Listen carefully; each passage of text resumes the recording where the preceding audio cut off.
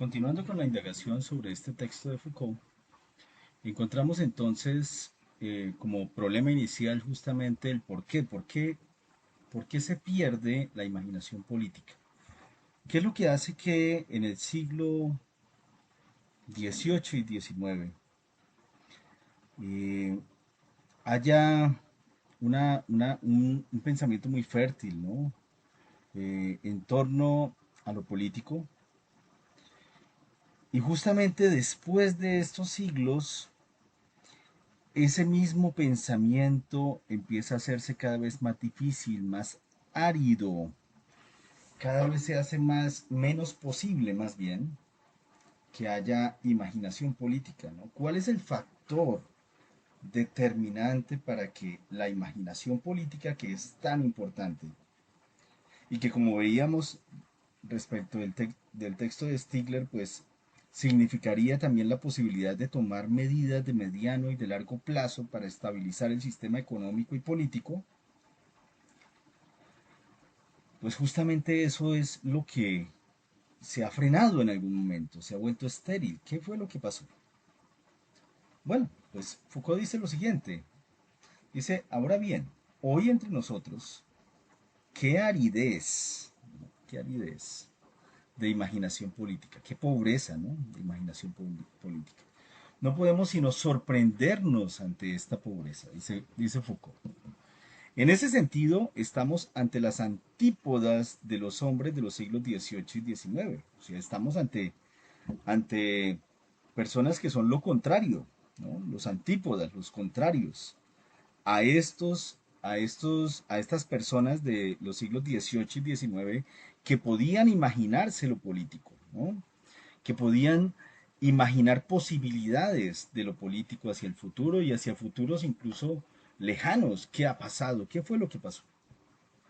Dice Foucault entonces, con todo, es posible comprender el pasado analizando el presente. Aunque en materia de imaginación política es menester reconocer que vivimos en un mundo pobre, pobre, vuelve a decirlo, ¿no? Es un mundo pobre en materia de imaginación política.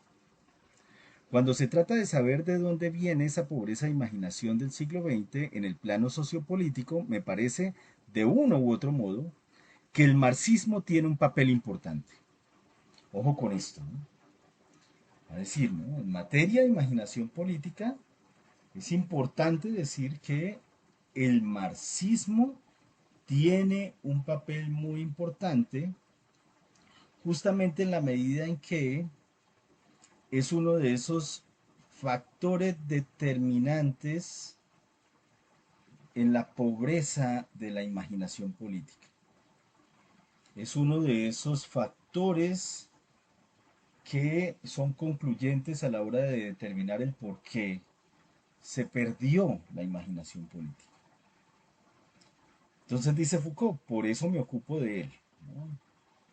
Para criticarlo al marxismo. Comprenderá que el tema, entonces que el tema,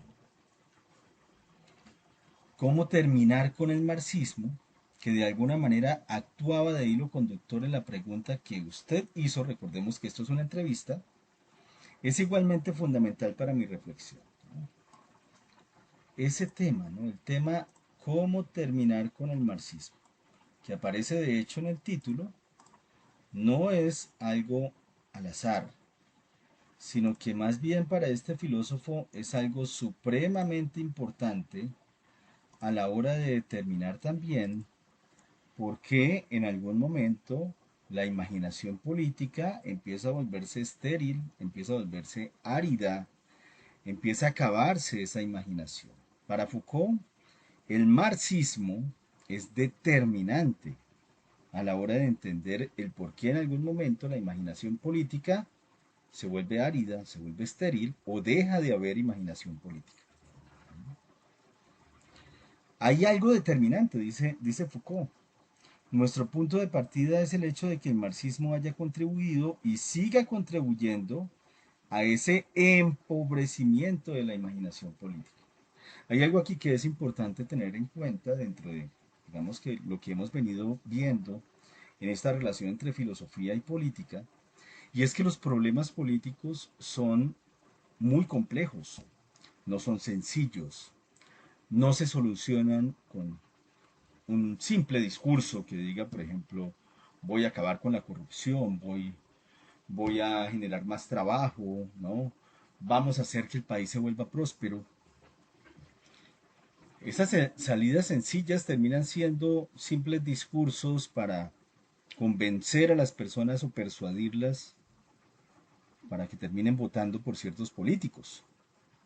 Pero lo que vemos con mucha claridad es que los problemas políticos son bastante complejos, al punto en que podríamos incluso afirmar, y lo digo más bien para lo que viene en esta lectura, podríamos incluso afirmar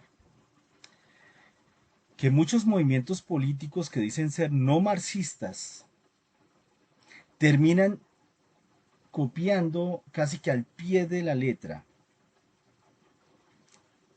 el libreto marxista, la forma de hacer política a la manera del marxismo, aun cuando dicen ser no marxistas. Y terminan generando esta esterilidad, este acabamiento de la imaginación política. Eso justamente es lo que veremos en los siguientes párrafos.